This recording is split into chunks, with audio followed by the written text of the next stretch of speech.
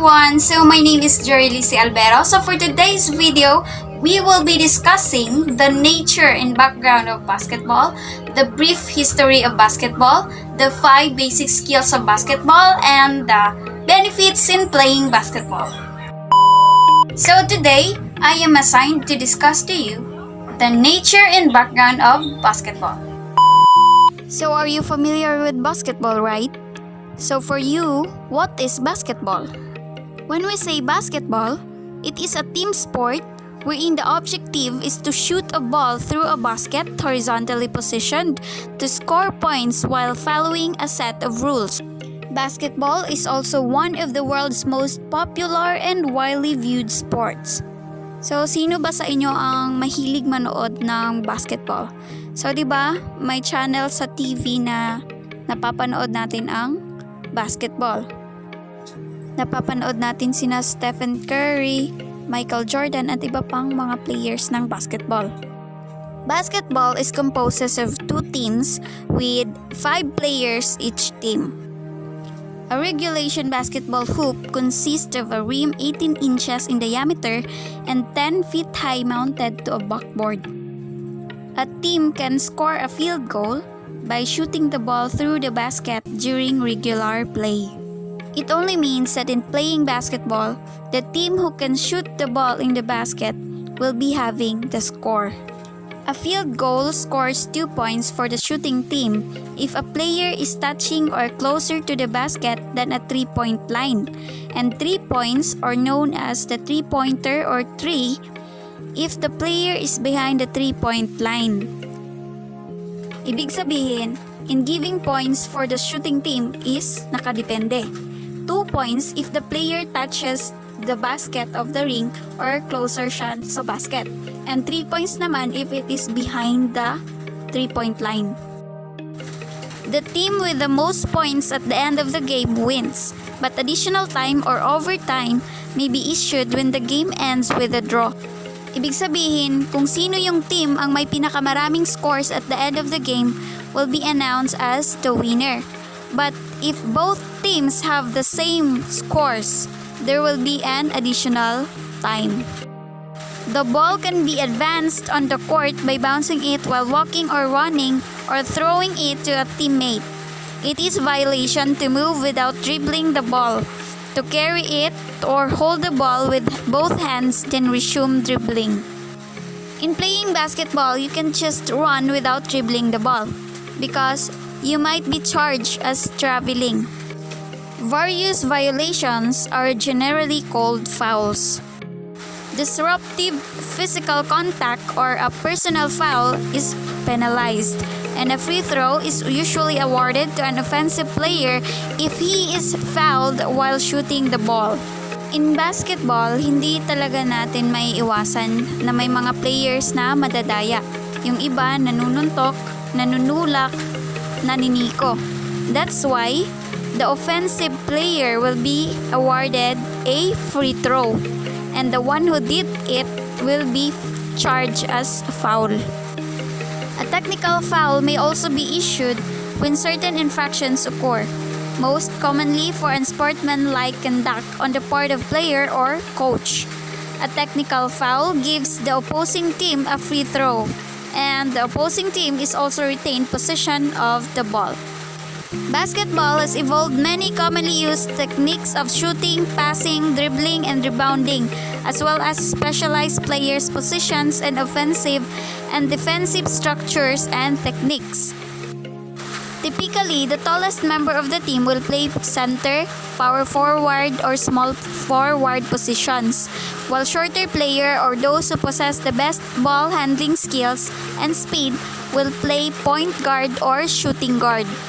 While competitive basketball is carefully regulated, numerous variations of basketball have developed for casual play.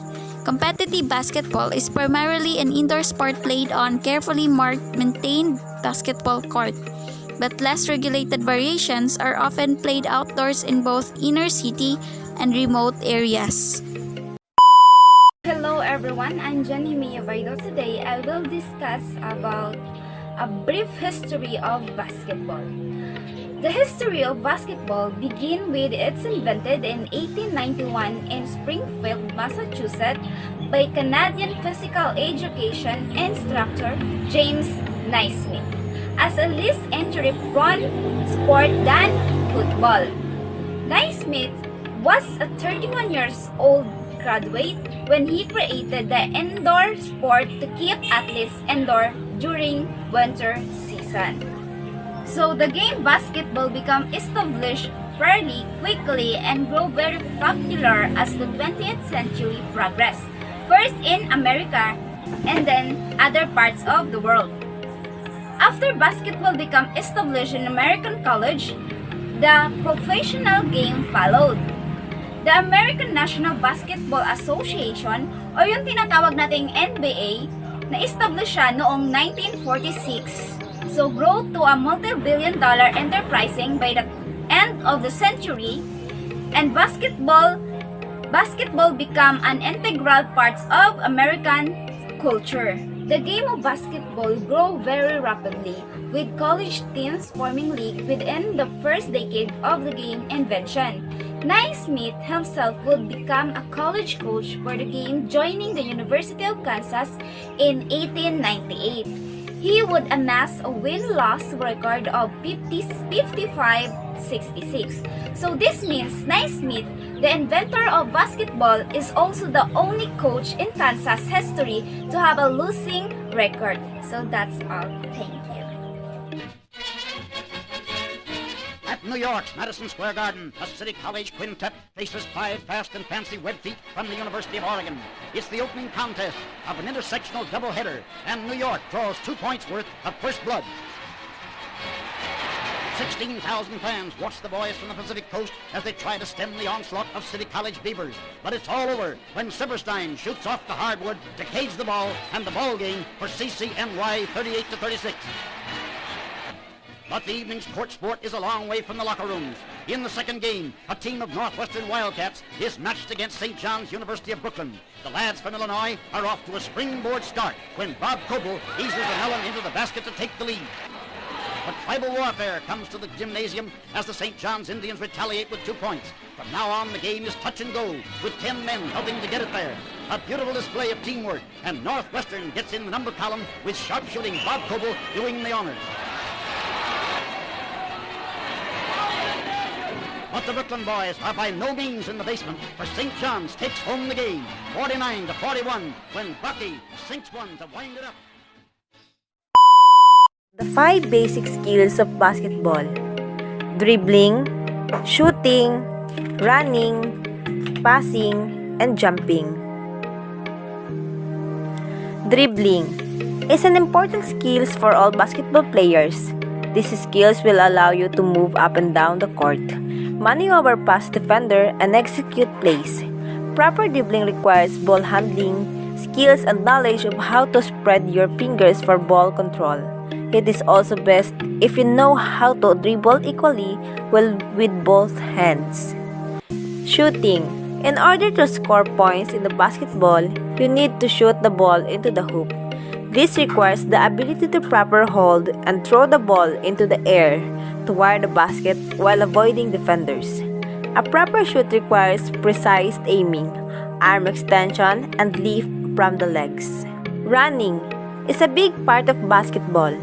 In the full court game, you will find yourself running back and forth as the game quickly transitions between offense and defense. When you have the ball, running will help you to avoid defenders and get it in the basket quicker.